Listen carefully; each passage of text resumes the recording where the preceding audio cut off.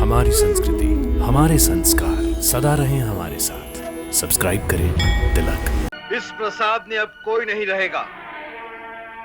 यह आज से बंदी गृह हो गया है। यदि किसी ने तुम्हारे पास छुप कर आने की चेष्टा की तो उसके प्राण कदापि नहीं बचेंगे। भागने की चेष्टा भूल कर भी न करना। ये महल आपके स्वागत के लिए सजाया गया था। आप भी क्या याद रखेंगे कि ससुराल में कितना भव्य स्वागत हुआ। अपने घर में आने पर स्त्री को स्वागत से अधिक सुरक्षा की आवश्यकता होती है। सो आपकी स्थिरता और आपका धैर्य देखकर मैं अपने को पूर्णतया सुरक्षित पाती हूँ। तुम सेनापति अवश्य हो, परंतु मथुरा की सेना राजभक्त है, राजद्रोही नहीं। इसी शक्ति के भरोसे पर हम आज्ञा देते हैं कि देवकी और वसुदेव के महल के चारों ओर जो तुमने पहरा बिठा दिया है वो आज ही हटा दिया जाए। तुम लोग अंदर कैसे आ गए? सैनिकों ने तुम्हें रोका नहीं? स्वामी, महाराज उग्रसेन ने कड़ी आज्ञा दी है कि आपके भवन से तुरंत सैनिकों को हटा लिया जाए और आपको स्वतंत्र कर दिया जाए। अच्छा, और स्वामी, सुना है कि महाराज ने युवराज पर बहुत क्रोध किया है। हम कुछ ही दिनों में शिकार खेलने के बहाने मथुरा से कुछ दिनों के लिए बाहर चले जाएंगे और गुप्त रीति से बाणासुर और भौमासुर से मिलकर कोई योजना बनाएंगे।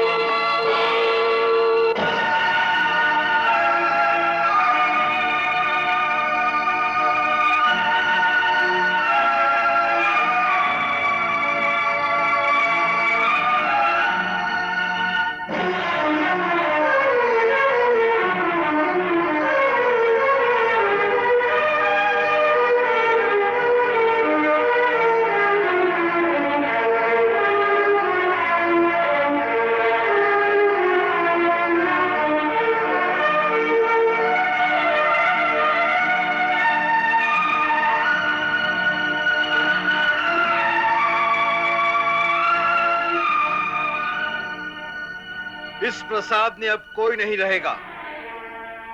यह आज से बंदी गृह हो गया है। यदि किसी ने तुम्हारे पास छुप कर आने की चेष्टा की तो उसके प्राण कदापि नहीं बचेंगे। भागने की चेष्टा भूल कर भी न करना। चलो।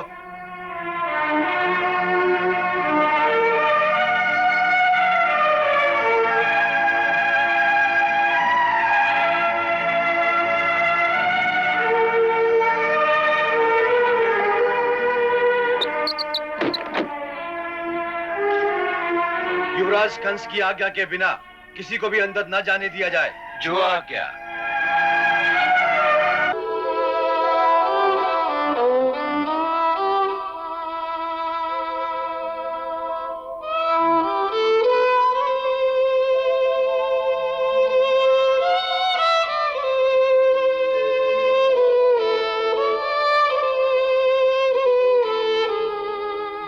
देवी, ये महल आपके स्वागत के लिए सजाया गया था। आप भी क्या याद रखेंगे कि ससुराल में कितना भव्य स्वागत हुआ। अपने घर में आने पर स्त्री को स्वागत से अधिक सुरक्षा की आवश्यकता होती है। सो आपकी स्थिरता और आपका धैर्य देखकर मैं अपने को पूर्णतया सुरक्षित पाती हूँ।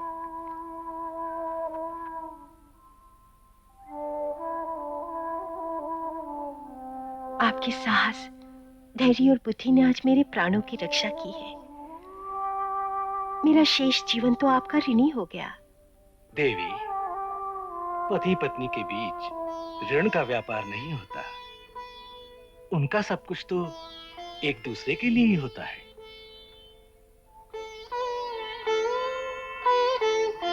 आप सचमुच महान हैं। ये झूठ है। हमें विश्वास नहीं होता कि कंस ऐसा नीच कर्म करने की सोच सकता है। अपने हाथों अपनी छोटी बहन का वध करेगा? नहीं, वो तो उसे सबसे अधिक प्रेम करता है। महामंत्री, आपकी सूचना सत्य नहीं हो सकती। क्षमा करें महाराज, ये सारा कांड अंगरक्षक सैनिकों के सामने हुआ है, कोई एकांत में नहीं हुआ, इसलिए ये सूचना मिथ्या नहीं हो सकती। ठीक है, हमने उसे बुलवा भेजा है।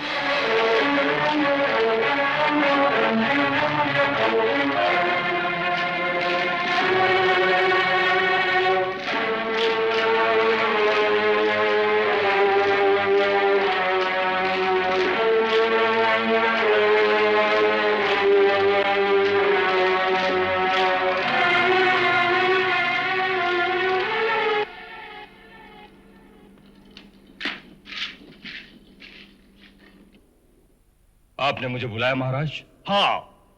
क्या यह सत्य है कि तुम देवकी का वध करने जा रहे थे? जी हाँ, यह सत्य है। तुम्हें लज्जा नहीं आती इस बात को स्वीकार करते हुए?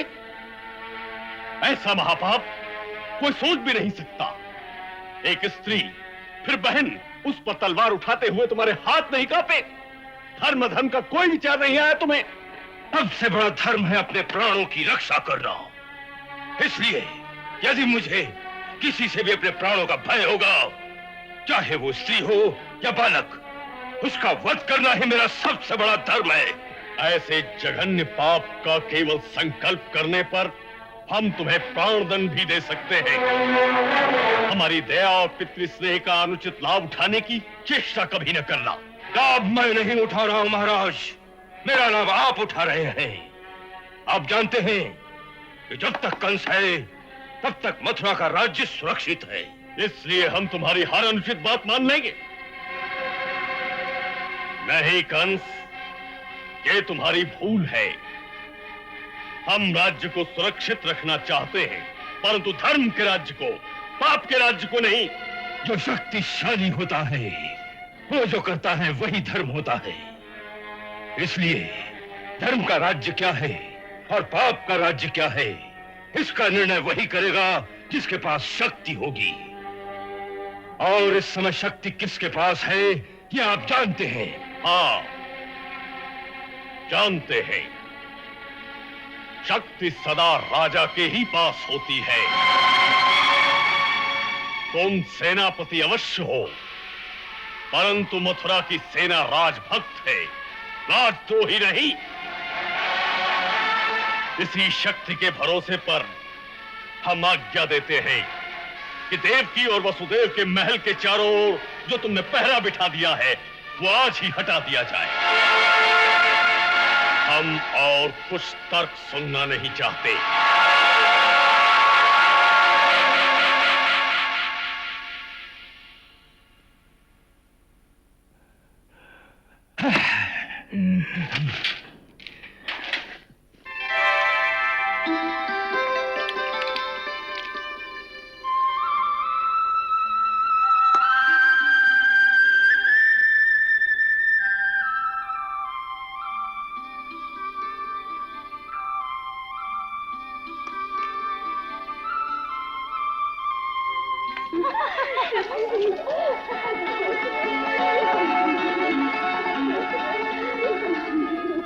श्वेतपाल, जी स्वामी। तुम लोग अंदर कैसे आ गए? सैनिकों ने तुम्हें रोका नहीं? स्वामी, महाराज उग्रसेन ने कड़ी आज्ञा दी है कि आपके भवन से तुरंत सैनिकों को हटा लिया जाए और आपको स्वतंत्र कर दिया जाए। अच्छा, और स्वामी, सुना है कि महाराज ने युवराज पर बहुत क्रोध किया है।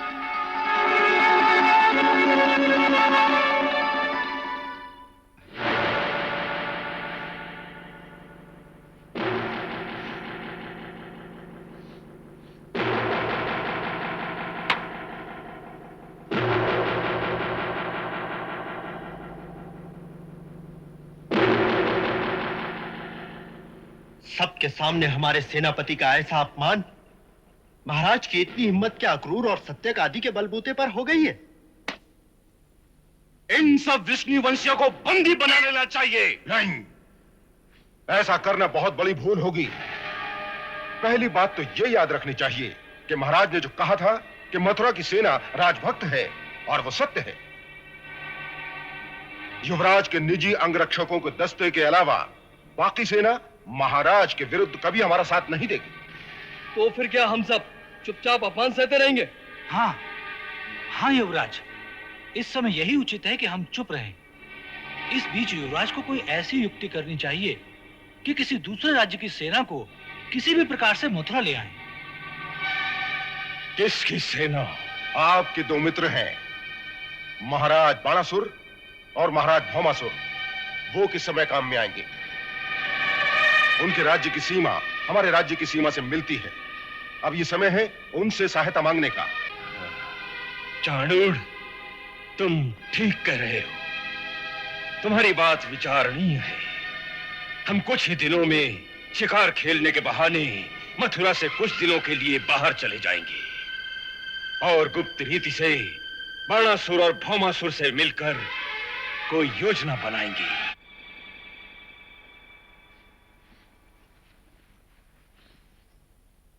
जोहार महाराज।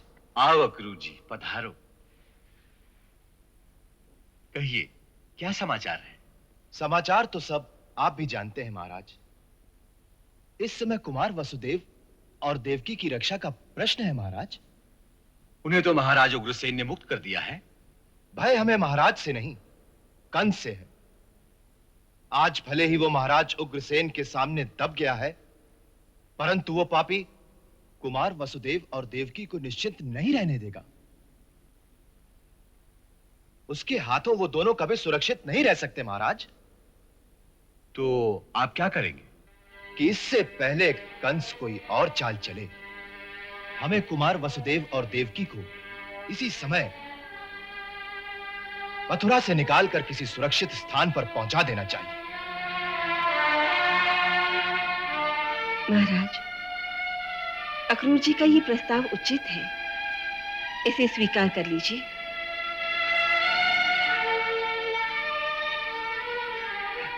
अच्छी बात है। तुम जाकर वसुदेव से कहो। परंतु वो आपकी आज्ञा के बिना नहीं मानेंगे। उसे कहो कि यह प्रस्ताव हमें भी स्वीकार है। जोहार महाराज।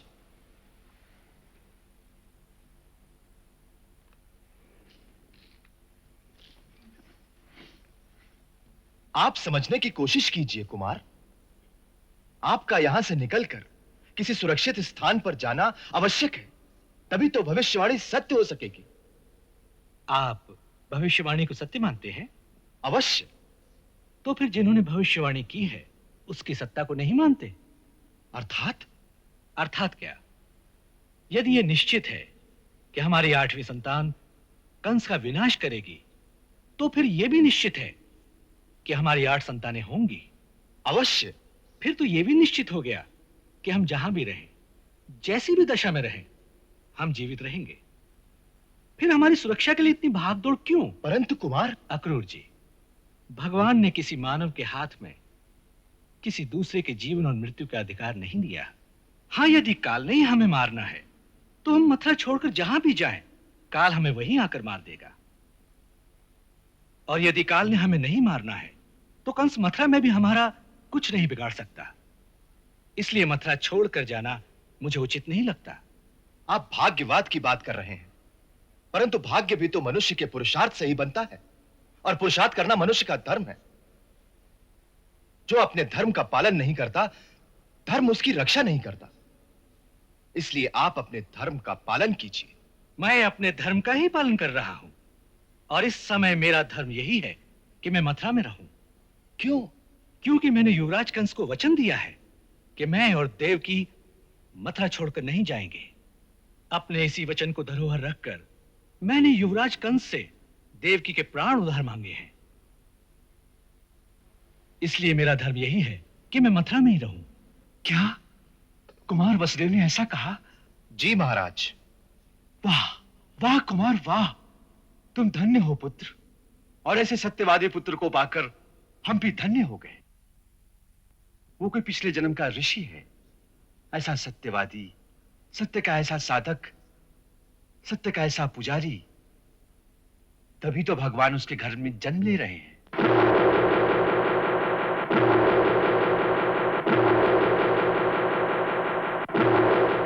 यदि महाराज तुम्हारे रास्ते की रुकावट बनते हैं कंस, उन्हें अपने रास्ते से हटा दो। ये कहना सहल है महाराज बाणासुर, लेकिन करना सहल नहीं। तुम सेनापति हो, सेना तुम्हारे अधीन है। हाँ, सेना हमारे अधीन है, लेकिन हमारी भक्त नहीं। मथुरा की सेना स्वामी भक्त है, और वो महाराज उग्रसेन को ही अपना स्वामी मानती है। इसका अर्थ यह है कि हमारे मित्र को किसी दूसरे की सेना की आवश्यकता है। लेकिन ये सैनिक मथुरा पहुंचेंगे कैसे?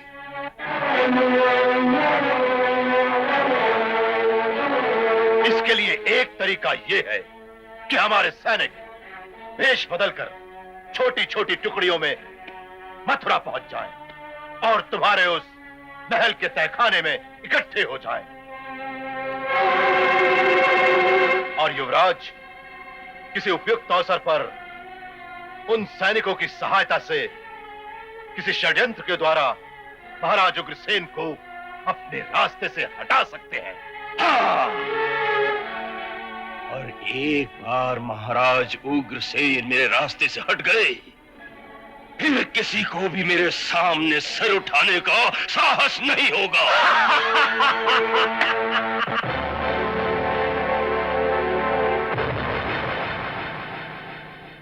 कंस एक काला नाग है। जैसे नाग अपना बदला लेना नहीं भूलता, उसी प्रकार कंस भी अपने इस अपमान का बदला लिए बिना नहीं छोड़े। इसीलिए यह आवश्यक है कि हम कंस की हर चाल पर नजर रखें।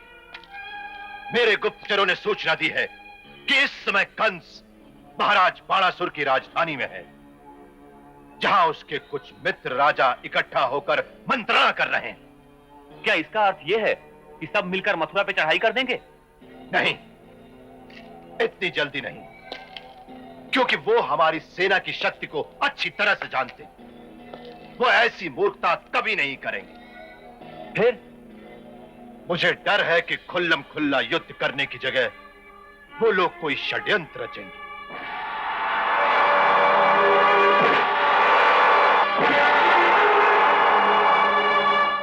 हो सकता है कि बाणासुर, शल्य और भौमासुर के कुछ सैनिक चोरी छिपे उसके राजमहल में जाकर इकट्ठे हो जाएं। अवश्य हो सकता है। इसलिए सबसे पहला काम यह करो कि मथुरा में प्रवेश करने के सभी द्वारों पर तुम लोग वेश बदलकर बैठ जाओ, और जो कोई भी बाहर से आए उस पर कड़ी नजर रखो कि वो क्या करता है, कहां जाता है, देखते रहो। और याद रखो, यदि इसमें चूक गए तो अवसर पाकर वो काला नाग अवश्य महाराज उग्रसेन को डस लेगा।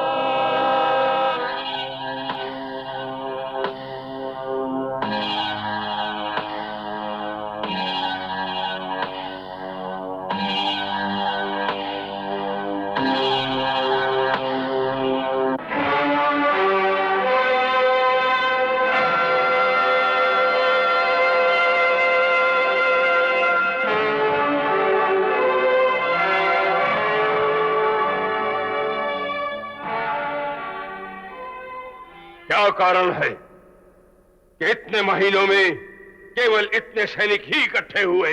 हाँ? युवराज, ऐसा लगता है कि मथुरा के यदुवंशी सरदारों को इस बात का संदेह हो गया है कि देश बदलकर आपकी सहायता के लिए कुछ लोग बाहर से आ रहे हैं।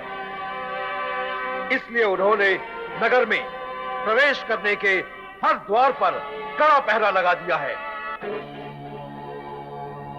हर नया आदमी जो नगर में आता है, गुप्तचर उसके पीछे लग जाते हैं कि कौन कहां जा रहा है। इसलिए हमारे सैनिकों को कई कई दिन लग जाते हैं इन गुप्तचरों की नजर बचाकर यहां तक पहुंचने में।